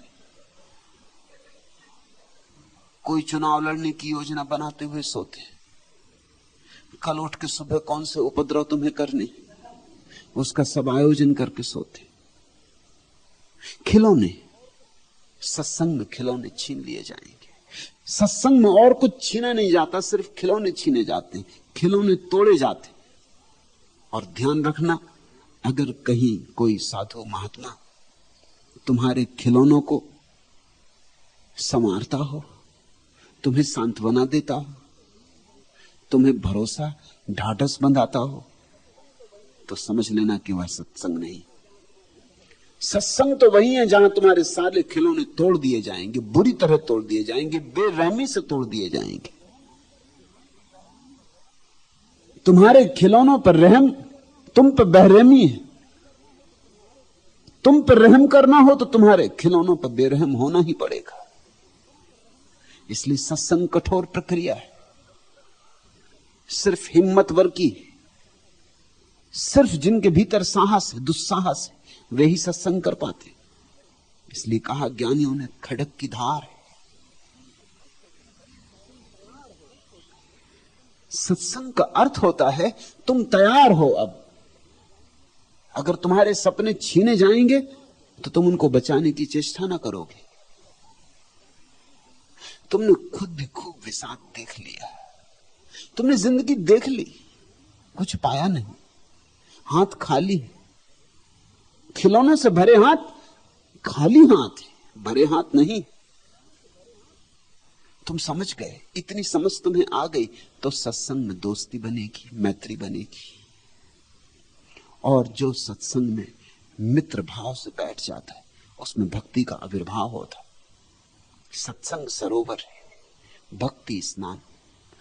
सत्संग में जो नहा लिया ताजा हो जाता है, आंखें नई हो जाती, हृदय नया हो जाता, देखने के ढंग, पहचानने के ढंग नए हो जाते, सारी धूल हट जाती, फिर से जन्म होता, फिर से जीवन की शुरुआत होती, सम्यक शुरुआत होती। जो जीवन तुमने शुरू किया था जन्म के बाद, वो तो बेहोशी में हुआ था, तुम्हें कुछ पता ना था। जो माँ बाप ने करवाया वही तुमने किया, जो पास पड़ोस के लोग करते थे वही तुम करते रहे। तुम देखा देखी चलते रहे, मंदिर गए तो मंदिर चले गए, और मस्जिद गए तो मस्जिद चले गए। कुरान का रटते थे तुम कुरान रट लिए, और गीता रटते थे तुमने गीता रट ली। तुमने देखा देखी की, ये स्वाभाविक भी था। बच्चे से और ज्यादा आशा की भी नहीं जा सकती। बच्चा तो अनुकरण करता है, लेकिन अभागे हैं वे लोग जो जिंदगी भर बचकाने बने रहते और जिंदगी भर अनुकरण करते रहते। बच्चे तो छन्ने हैं, क्या करते? और जहां पिता गए थे वहां बच्चा चला गया था। जिस मूर्ति के सामने मां झुकी थी उसके सामने बच्चा झुक गया था। घर में सत्यनारायण की कथा होती थी तो समझा था यही धर्म है, और घर में यज्ञ हवन होते थे तो उसने समझा था यही धर्म है। और कोई उपाय भी तो न था, इन्हीं लोगों से सीखना था। बच्चे क्षमा किए जा सकते, लेकिन कब तक तुम बच्चे रहोगे? कब तक देखा देखी? कब तक नकल? कभी तो प्रौढ़ बनो। जब कोई व्यक्ति प्रौढ़ बनता है तो सत्संग के योग बनता है, तब वो अपनी तरफ से तलाश शुरू करता है। अब वो कहता है मैं खोजूंगा किसी ऐसे व्यक्ति को जिसे मिल गया हो। मैं उनके पीछे नहीं चलूंगा जिन्हें खुद भी पता नहीं, जो मेरे ही जैसे अंधे। मैं अब बैठूंगा किसी ऐसी आभा के पास, किसी ऐसे आभा मंडल में जहां सत्य की कोई प्रतीति हुई हो। और ध्यान रखना, अगर तुम हिम्मतवर हो तो सत्संग में पहुंचते ही तत्क्षण तुम्हारा हृदय गवाही दे देगा कि हां ठीक जगह आ गए। ये गवाही बुद्धि की नहीं होती, हृदय की होती। हृदय कह देता, और हृदय कभी झूठ नहीं बोलता। बुद्धि सदा झूठ बोलती, क्योंकि बुद्धि जो भी बोलती सब उधार है। अगर तुम हृदय खोलकर बैठ जाओ किसी कबीर, किसी नानक, किसी जगजीवन के पास, बिना किसी अवरोध के भन नजर देख लो कबीर को, तुम्हारा हृदय कह देगा, गवाही दे जाएगा। कोई तुम्हारे भीतर तरंग कह जाएगी तुमसे कि बस आ गई वह जगह जहां झुकना है, पहुंच गए उस स्थल पर, मिल गया तीर्थ। हां, बुद्धि की अगर सुनी तो अड़चन होगी, क्योंकि बुद्धि तो रटाए दोहराएगी। और कबीर जो कह रहे हैं वो स्वानुभूत है। तुम्हारी बुद्धि और कबीर की बात में मेल नहीं पड़ेगा। बुद्धि तो कहेगी नमाज पढ़ो, और कबीर कहते हैं क्यों चिल्ला रहा पागल, क्या तेरा खुदा बहरा हो गया? और बुद्धि कहती नमाज पढ़ो, और कबीर कहते हैं क्या तेरा बहरा हुआ खुदा है? एकदम चोट लग जाएगी बुद्धि को। बुद्धि कहेगी ये बात ठीक नहीं। बुद्धि ने तो सुना है कि काशी में मरोगे तो मोक्ष जाओगे, बैकुंठ मिलेगा, और ये कबीर कह रहे हैं काशी भर में मत मरना, क्योंकि काशी में मरे अगर मोक्ष गए तो 2 कौड़ी का मोक्ष। काशी में मरने के कारण मोक्ष मिलेगा तो 2 कौड़ी का हो गया। लोग काशी करवट को जाते, अनेक बूढ़े थोड़े काशी रहते हैं जाके इसीलिए कि वहीं मरना हो जाए। जिए तो नहीं धर्म को, काशी करवट लेने गए। कबीर कहते हैं जियो। मरते वक्त कबीर ने कहा, उठ के खड़े हो गए और कहा कि चलो अब मेरे मरने का वक्त करीब आ गया, जिंदगी भर काशी रहे, अब यहां से चलो। लोगों ने कहा आप क्या कह रहे हैं? कबीर ने कहा काशी में न मरूंगा।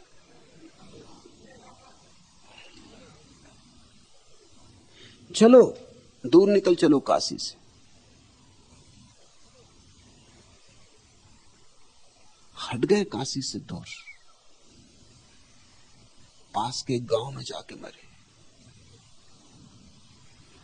सिर्फ इसीलिए ये सूचन देने को कि इस स्थानों पर मरने से कोई मोक्ष नहीं होता। स्थितियां होनी चाहिए, अंतरदशा होनी चाहिए। जियो, धर्म मरने की बात नहीं है, जीने की बात है। कहां मरे इससे क्या होगा, कैसे जिए इससे होगा।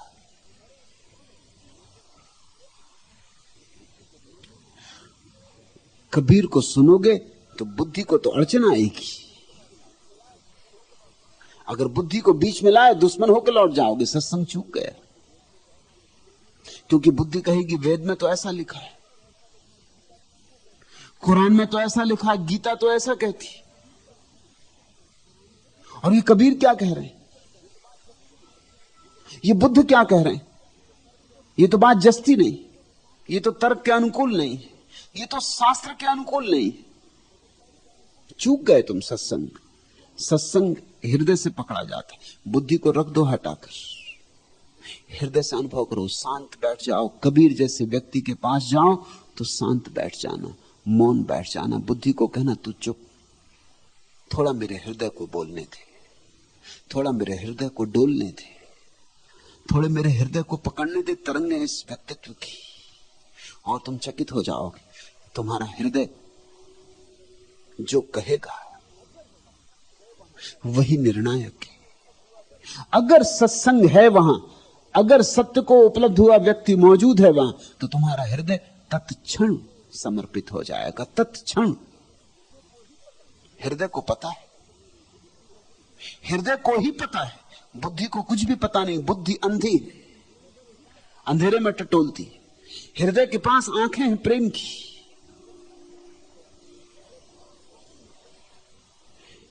हृदय को अनुभव हो जाता है बस।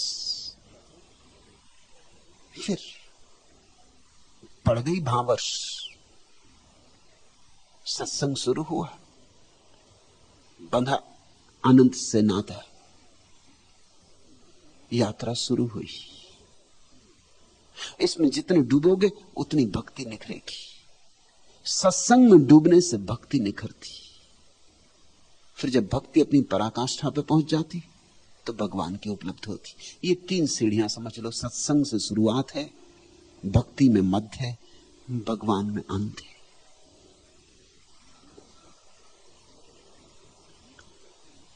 मगर पहचान होती है हृदय से। साकी की चश्मे मस्त का क्या कीजिए बयान, इतना सरूर था कि मुझे भी सरूर था। कभी किसी परमात्मा के प्यारे को देखोगे, उसकी आंखों में झांकोगे तो उसको इतना नशा है कि उसकी आंखों में देख के तुम्हें नशा हो जाएगा। साकी की चश्मे मस्त क्या कीजिए बयान, इतना सरूर था कि मुझे भी सरूर था। शराब पीनी भी नहीं पड़ेगी। साकी की आंखों में देखी लहराती शराब कि कुछ ना कुछ नशा तुम पे भी छा जाएगा। जाहिद मगर इस रम्ज से आगाह नहीं, सिजदा वही सिजदा है कि जो नंगे जमी है। तथाकथित धार्मिकों को कुछ पता नहीं है कि असली सिजदा, असली प्रार्थना क्या है।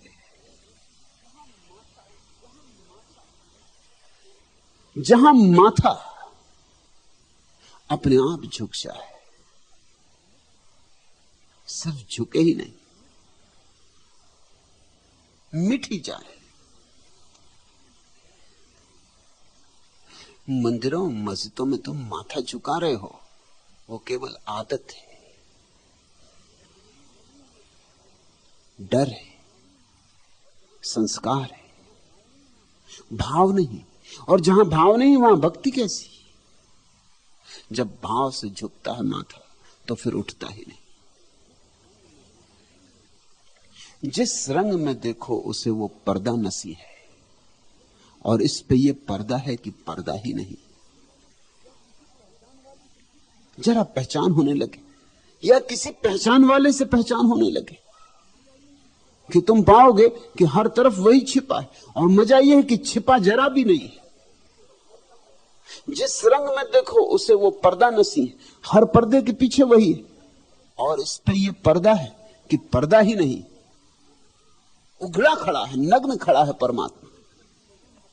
हर एक मकान में कोई इस तरह मकी है, पूछो तो कहीं भी नहीं, देखो तो यही है। हर मकान में छिपा है, पूछो तो कहीं भी नहीं, देखो तो यही है। देखने देखने की बात, पूछने की नहीं। कबीर ने कहा, लिखा लिखी की है नहीं, देखा देखी बात। देखो, हृदय देखता है, बुद्धि पूछती है। हर एक मकान में कोई इस तरह मकी है, पूछो तो कहीं भी नहीं, देखो तो यही। मुझसे कोई पूछे तेरे मिलने की अदाएं, दुनिया तो ये कहती है कि मुमकिन ही नहीं। किसी प्रेमी से पूछो, दुनिया से मत पूछना। दुनिया को क्या पता है?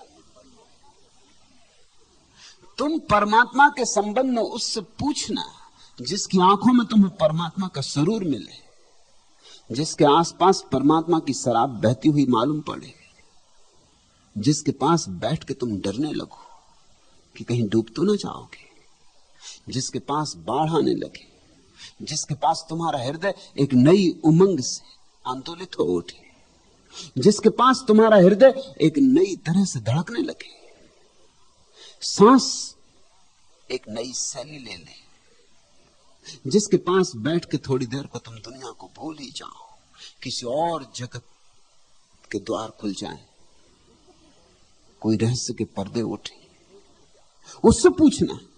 और पूछना क्या? देखना, क्योंकि देखना ही पूछने की असली बात है। पूछे पूछे से कुछ भी ना होगा। देखना सत्संग दर्शन है सदगुरु का।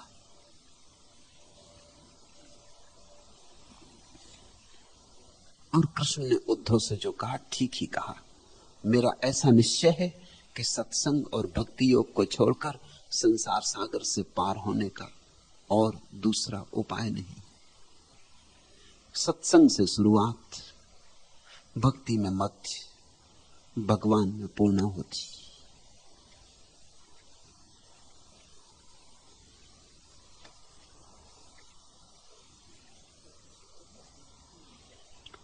चौथा प्रश्न, भगवान प्रभु जग से नाता तोड़ी रे, मैं तुझसे नाता जोड़ी।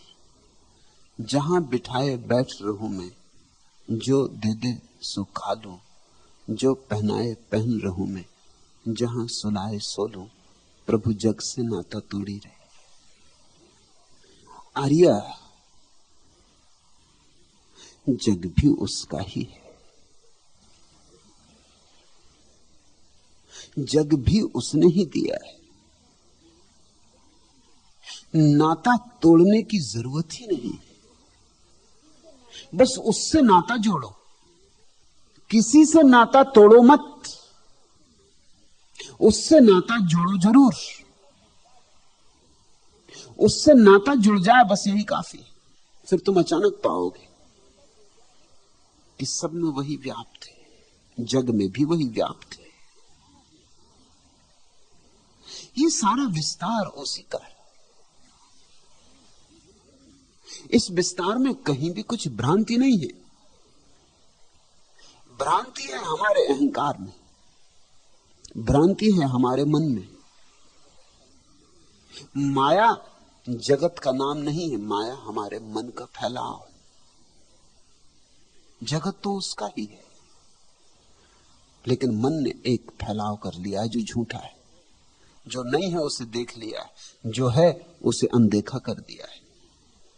आसार को पकड़ लिया है, सार को छोड़ दिया है। जग से नाता नहीं तोड़ना है, यही तो मेरी बुनियादी शिक्षा है। जग उसका ही प्रकट रूप है, जग में वही छिपा खड़ा है। जग को उसकी प्रतिमा समझो। आर्या, तेरे मन में पुराना संस्कार होगा गहरा। सदा से यह कहा गया है कि संसार से नाता तोड़ो, परमात्मा से नाता जोड़ो। मैं कहता हूं सिर्फ परमात्मा से नाता जोड़ो और तुम पाओगे कि संसार भी उसका ही रूप है। नाता तोड़ने की बात ही क्या करनी, यहां कोई दूसरा है ही नहीं। इसलिए मैं कहता हूं घर छोड़ के मत जाओ, पत्नी भी मत छोड़ो, बच्चे भी मत छोड़ो, अन्यथा जल्दी ही उपद्रव शुरू हो जाएगा। अब जैसे आर्या ने कहा कि प्रभु जग से नाता तोड़ी रहे, अब जल्दी ही इसके मन में भाव उठने लगेंगे कि क्या पति, क्या बच्चे, क्या घर, सब छोड़ो छाड़ो, सब झंझट है। हालांकि तू कह रही है जहां बिठाए बैठ रहूं मैं, जो दे दे सो खा लूं, जो पहनाए पहन रहूं मैं, जहां सुलाए सो लूं। प्रभु जग से नाता तोड़ी रहे। फिर प्रभु फिर ये कहे के लिए जग से नाता किस लिए तोड़ रही? यही तो उसने जगह चुनी तुम्हारे लिए, सो खाओ पियो, ये उसका ही इंसान। मेरे पास रोज ऐसा मौका आ जाता, कोई आ जाता है, वो कहता है कि हम तो सब आप पे छोड़ दिया, अब जो कहेंगे आप वही हम करेंगे। और मैं कहता हूं भाई अपने घर जाओ, वो कहते हैं हम जा ही नहीं सकते, आप जो कहेंगे वही हम करेंगे, हम तो सब आप पे ही छोड़ दी। अब हम कहीं जाने वाले नहीं, अब तो आपके चरणों में है, अब तो आपकी मर्जी हमारी मर्जी। और मैं उनसे कह रहा हूं कि भाई मेरे, तुम अपने घर जाओ। वो कहते अब तो ये हो ही नहीं सकता, हम तो सब आप पे ही छोड़ दिए। अब इन्हें कोई कैसे समझाए कि तुम क्या कह रहे हो? अगर मुझ पे ही छोड़ दिए तो मैं कह रहा हूं घर जाओ। वो कहते हैं घर इत्यादि हमें जाना नहीं। पुराना एक संस्कार है। सन्यास का अर्थ था सब छोड़ दो तब परमात्मा मिलेगा। सन्यास का पुराना अर्थ था संसार और परमात्मा में विरोध। ये बात इतनी अज्ञानपूर्ण है। अगर विरोध ही है तो संसार हो ही नहीं सकता। अगर परमात्मा संसार का विरोधी है तो बनाए क्यों, तो चलने क्यों दे, तो इसे सजाए क्यों, इतने फूल क्यों खिलाए, इतने चांद तारे क्यों बनाए, नए नए बच्चों को जन्म क्यों देता चला जाए। तुम अगर किसी चीज के विरोध में हो तो तुम बनाना तो बंद ही कर दोगे ना। अगर कोई कवि कविताओं के विरोध में तो कविताएं रचेगा नहीं, और कोई चित्रकार अगर चित्रों के विरोध में है तो क्यों सिर फोड़ेगा, क्यों तुलिका उठाकर और कैनवस पर रंग पोतता रहेगा, पागल। परमात्मा संसार को सजाए ही चला जाता है, बनाए ही चला जाता है, नित्य नूतन किए जाता है। परमात्मा संसार के विरोध में नहीं है। परमात्मा तो संसार में पूरा का पूरा लिप्त है, डूबा हुआ है, आकंठ डूबा हुआ है। यह उसकी कृति है। जैसे नर्तक अपने नृत्य में डूबा होता है, ऐसा परमात्मा इस जगत में डूबा हुआ है। लेकिन पंडितों ने, पुरोहितों ने एक विरोध खड़ा किया, संसार और परमात्मा के बीच एक द्वंद्व खड़ा किया। मैं तुम्हें द्वंद्व से मुक्त करना चाहता हूं, मैं तुम्हें निर्द्वंद देखना चाहता हूं। कोई विरोध मत खड़ा करो। अगर परमात्मा को यह जगत स्वीकार है तो तुम कौन परमात्मा से ऊपर उठकर जगत को अस्वीकार करने की चेष्टा कर रहे हो? उसे स्वीकार है तो तुम्हें भी स्वीकार हो। यही तो अर्थ है, जहां बिठाए वहां बैठ रहो, जहां सुलाए वहां सो लो, जो पहनाए वह पहन लो। अगर उसने मां बनाया है तो मां, और अगर पति बनाया है तो पति, और पत्नी बनाई तो पत्नी, और उसने घर दिया तो घर। जो उसने दिया है इसे सरल भाव से स्वीकार कर लो, धन्यवाद पूर्वक। ये उसका ही है, इसको प्रार्थना पूर्वक जियो, वह है असली क्रांति। पति में परमात्मा देखो, पत्नी में परमात्मा देखो, यह है असली क्रांति। वो जो बेटा तुम्हारे घर में पैदा हुआ है उसका ही रूप है, उसकी ही एक किरण उतरी तुम्हारे गर्भ से, उसमें देखो परमात्मा को। धर्म के नाम पर बहुत अनाचार हुआ है। सबसे बड़ा अनाचार हुआ कि लाखों लोग अपने घर द्वार छोड़ के भाग गए। अगर किसी और कारण भागते तो हमने इनकी खूब निंदा की होती, लेकिन उन्होंने बहाना ऐसा खोजा कि निंदा भी लोग ना कर सके। हम उनका सम्मान करने में लग गए और ये भूल गए उनकी पत्नियों का क्या हुआ, उनके बच्चों का क्या हुआ। उनके बच्चे भिखमंगे हो गए, अनाथ हो गए, उनकी पत्नियां वैश्याएं हो गई। इस सब का हमने हिसाब नहीं रखा। बस एक आदमी सन्यासी हो गया, हम उसके स्वागत सम्मान में लग गए, शोभा यात्रा निकालने में लग गए। ये भूल ही गए कि वो जो कर आया है उसके परिणाम क्या हुए। लाखों लोगों ने घर छोड़ा, लाखों घर बर्बाद हुए। इस बर्बादी, इस दुख का जिम्मेवार कौन है?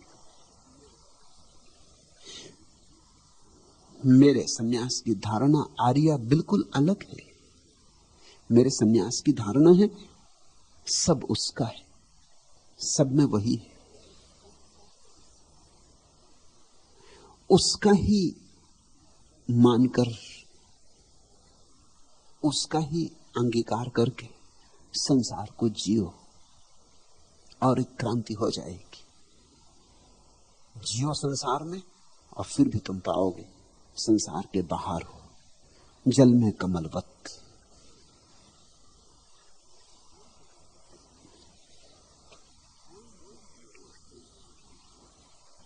कोई ये कह दे गुलशन गुलशन, लाख बलाएं एक नसेमन, कामिल रहबर कातिल रहजन, दिल सा दोस्त न दिल सा दुश्मन।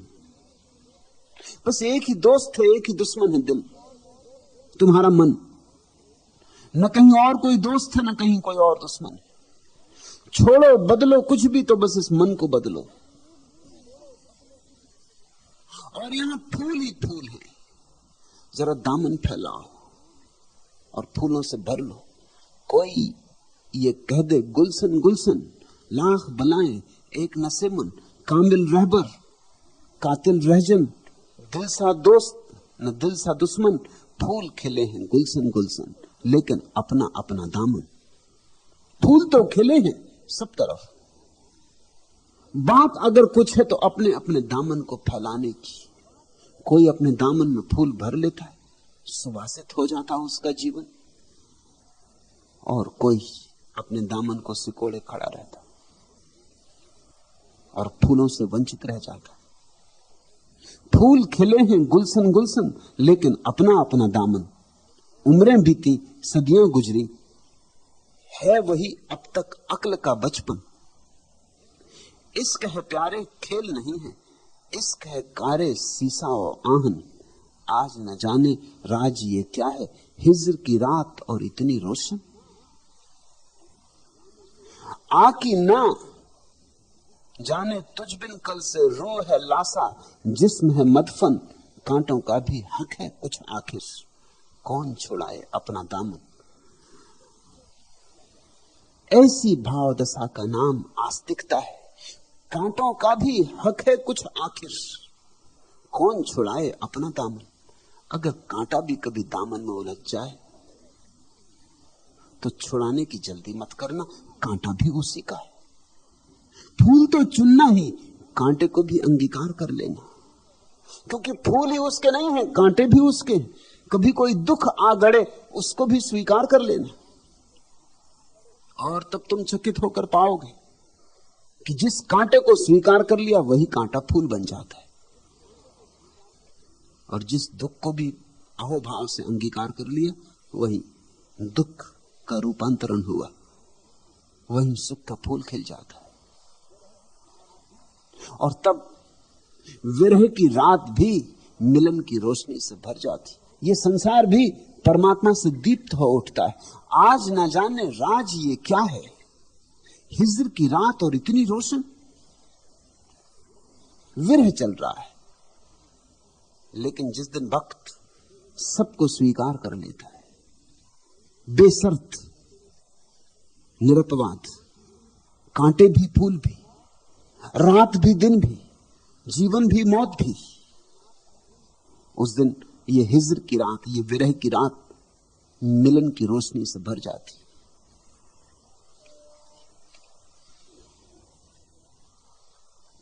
इसलिए आर्या, तेरा भाव ठीक है, लेकिन और ठीक करना पड़े। भाव में थोड़ी सी कठिनाई है, उस कठिनाई को भी गिरा दे। जब स्वीकार ही करना है तो फिर बेशर्त स्वीकार कर लो, फिर अपनी मर्जी को बीच में लाओ ही मत। मर्जी आई कि अहंकार आया, अहंकार आया कि परमात्मा से दूरी हुई, मर्जी गई अहंकार गया, अहंकार गया कि सिर्फ परमात्मा है और कुछ भी नहीं, न कोई जग है न कोई मैं, वही है। पूछो तो पता नहीं चलता, देखो तो दिखाई पड़ता है। पांव उठ सकते नहीं मंजिले जाना के खिलाफ, और अगर होश की पूछो तो मुझे होश नहीं। हुस्न से इश्क जुदा है न जुदा इश्क से हुस्न, कौन सी सह है जो आगोश दर आगोश नहीं। यहां कोई चीजें अलग अलग नहीं है। हुस्न से इश्क जुदा है न जुदा इश्क से हुस्न, न तो यहां सौंदर्य प्रेम से अलग है और न प्रेम सौंदर्य से अलग है। यहां रात दिन साथ साथ हैं, यहां प्रेमी और प्रेयसी साथ साथ हैं, यहां भक्त और भगवान साथ साथ हैं, यहां माया और ब्रह्म साथ साथ हैं। पांव उठ सकते नहीं मंजिले जाना के खिलाफ, और अगर होश की पूछो तो मुझे होश नहीं। हुस्न से इश्क जुदा है न जुदा इश्क से हुस्न, कौन सी सह है जो आगोश दर आगोश नहीं। मिट चुके जहन से सब यादें गुज़िश्ता के नकुस, फिर भी एक चीज है ऐसी कि फरामोश नहीं। कभी उन मद भरी आंखों से पिया था एक जाम, आज तक होश नहीं, होश नहीं, होश नहीं। देखो वो मद भरी आंखें तुम्हें सब तरफ से तलाश रही। कभी उन मद भरी आंखों से पिया था एक जाम, आज तक होश नहीं, होश नहीं, होश नहीं। इश्क गर हुस्न के जलवों का है मरहूम करम, हुस्न भी इश्क सुबकोस नहीं।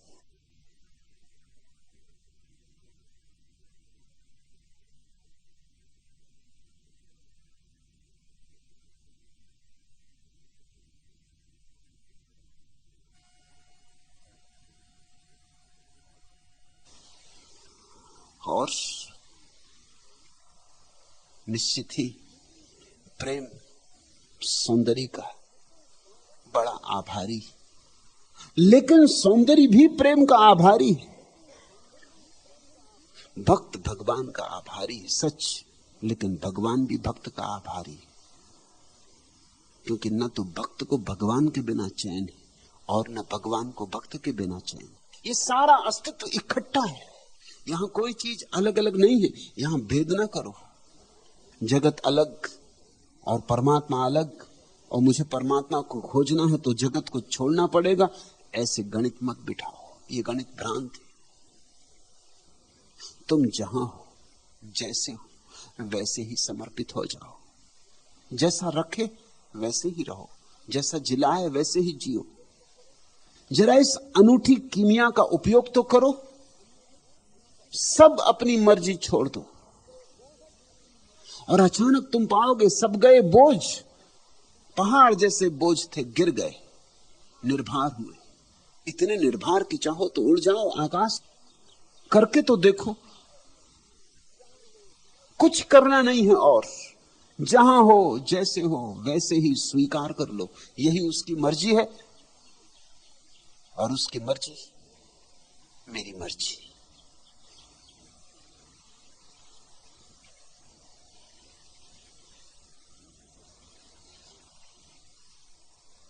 आखिरी प्रश्न, यदि सब कुछ परमात्मा के हाथ में है, एक पत्ता भी उसकी मर्जी के बगैर नहीं हिलता, तो फिर व्यक्ति की स्वतंत्रता बेमानी हो जाती। कृपया समझाएं। मैत्रेय, व्यक्ति है ही नहीं। लहर सोचे कि मैं स्वतंत्र हूं, थोड़ी देर मान सकती और थोड़ी देर को भ्रांति भी बन सकती है स्वतंत्र होने की, क्योंकि लहर उठती आकाश की तरफ, उतुंग लहर चांद को छूने को बढ़ती, लगता है कि स्वतंत्र हूं, सागर से स्वतंत्र हूं, देखो मैं अलग हूं। और यह भी लगता है कि और लहरों से भी मैं अलग हूं। कोई लहर गिर रही, कोई लहर उठ रही, कोई मर रही, कोई जवान, कोई बढ़ रही। किसी दूसरे लहर के गिरने से मैं तो नहीं गिर रही, तो निश्चित ही अलग हूं। किसी और लहर के बढ़ने से मैं तो नहीं बढ़ रही हूं, निश्चित ही अलग हूं। लेकिन क्या सच में ही लहर अलग है? लहरें, परमात्मा लहरा रहा है, व्यक्ति कहां है? व्यक्ति भ्रांति है। मान लेना कि मैं हूं तो फिर सवाल उठता है स्वतंत्रता का। कैसी स्वतंत्रता? और तुम ये मत सोचना कि मैं ये कह रहा हूं कि तुम परतंत्र हो, क्योंकि जब स्वतंत्रता ही नहीं तो कैसी परतंत्रता? स्वतंत्रता परतंत्रता तो एक ही सिक्के के दो पहलू। न यहां कोई स्वतंत्र है क्योंकि अलग नहीं, न यहां कोई परतंत्र है क्योंकि कोई पर ही नहीं। तो परतंत्र कैसे? तो न कोई स्वतंत्रता है न कोई परतंत्रता है। परतंत्रता स्वतंत्रता के लिए दो का होना जरूरी है। कैसे स्वतंत्र? और अगर तुम अकेले हो और कोई भी नहीं, तो क्या तुम कह सकोगे मैं परतंत्र हूं? कैसी परतंत्रता? दूसरा है ही नहीं। एक का आवाज, एक में ही लहरें उठ रही, एक ही अनेक जैसा भासता है। इसलिए सब स्वतंत्रता भ्रांति है, सब परतंत्रता भ्रांति है। छोड़ो स्वतंत्रता, छोड़ो परतंत्रता, छोड़ो दोनों का मूल आधार अहंकार। और अहंकार के जाते ही जो घटता है प्रसाद, जो महोत्सव, उसकी तुम कल्पना भी नहीं कर सकते। सारे नरक का कारण इन्हीं में तो तुम उलझे हो। और कौन कब स्वतंत्र हो पाता है? सिकंदर भी स्वतंत्र नहीं। मौत आती है तो परतंत्र सिद्ध हो जाता है, और परतंत्र से परतंत्र आदमी भी परतंत्र नहीं। यूनान में एक विचारक हुआ है एपिटेक्टस,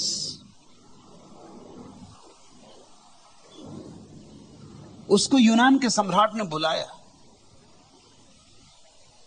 और कहा कि मैंने सुना है कि तुम कहते हो कि तुम्हें कोई परतंत्र नहीं कर सकता, यह बात गलत है।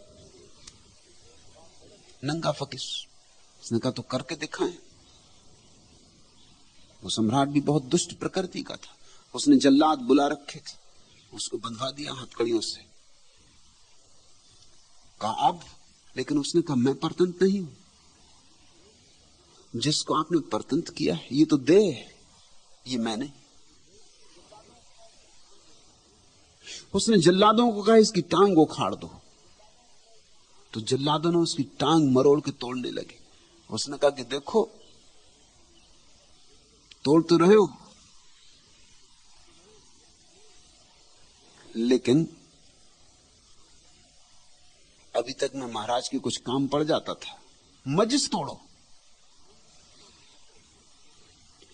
टांग उसकी तोड़ी जा रही, लेकिन वो ऐसे कह रहा है जैसे कि कोई चीज किसी और की तोड़ी जा रही है, को मजिस से तोड़ो।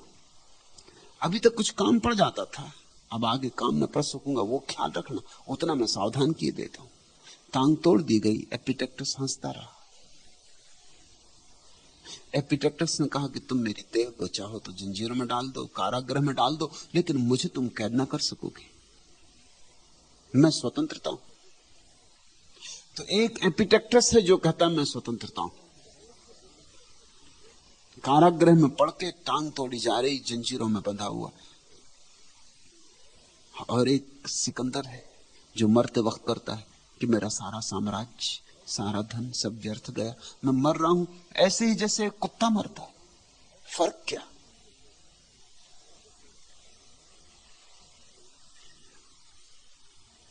दोनों ही भ्रांतियां हैं। न तो कोई परतंत्र है न कोई स्वतंत्र है। परमात्मा है और एक है। तुम जो भ्रांति बनाना चाहो बना सकते हो।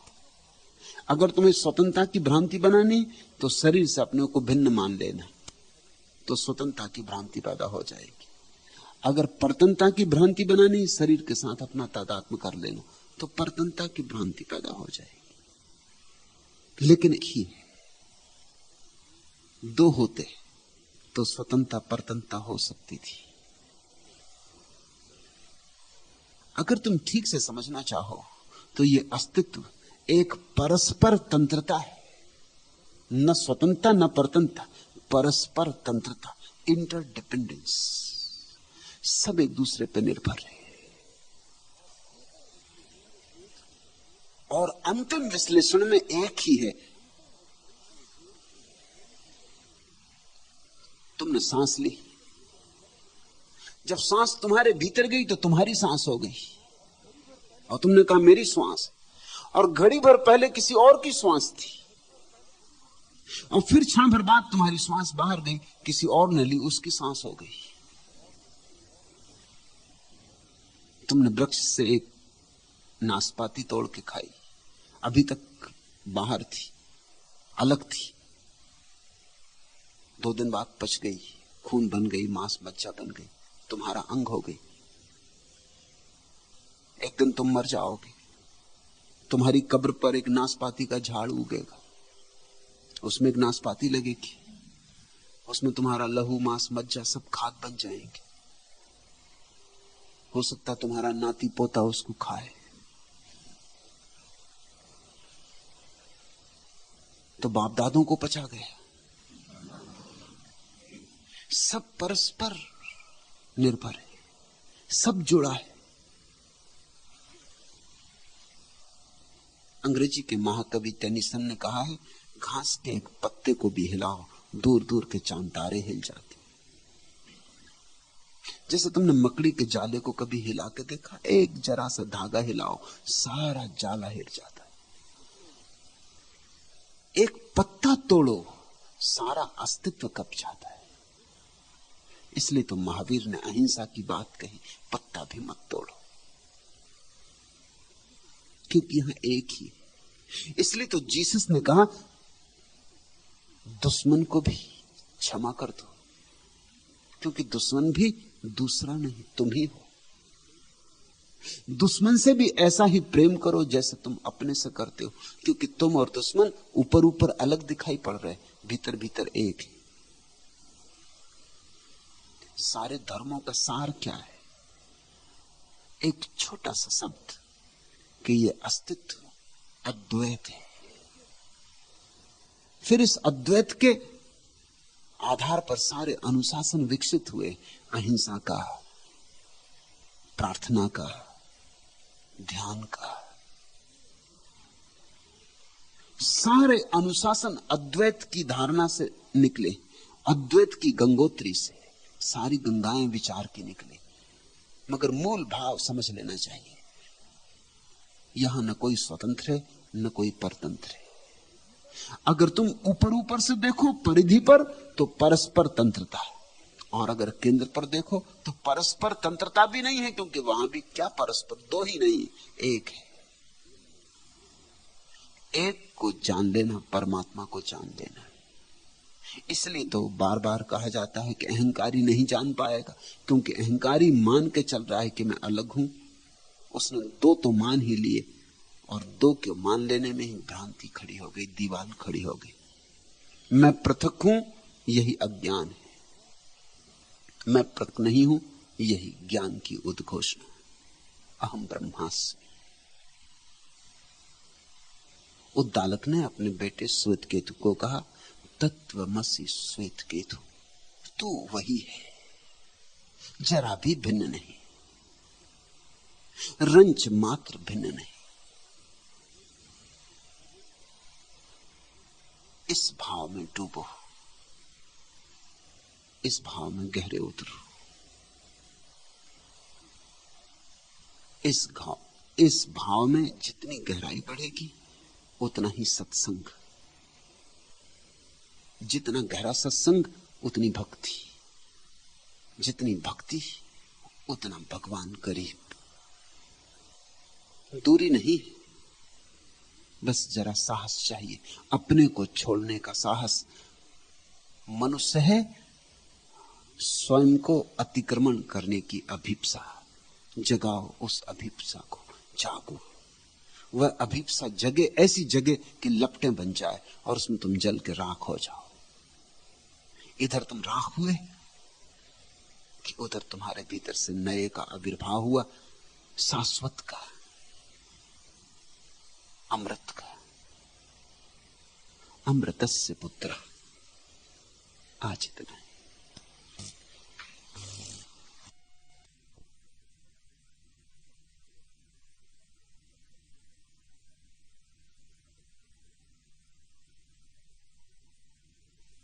अगर यह वीडियो आपको अच्छी लग रही हो तो वीडियो को लाइक और चैनल को सब्सक्राइब करें।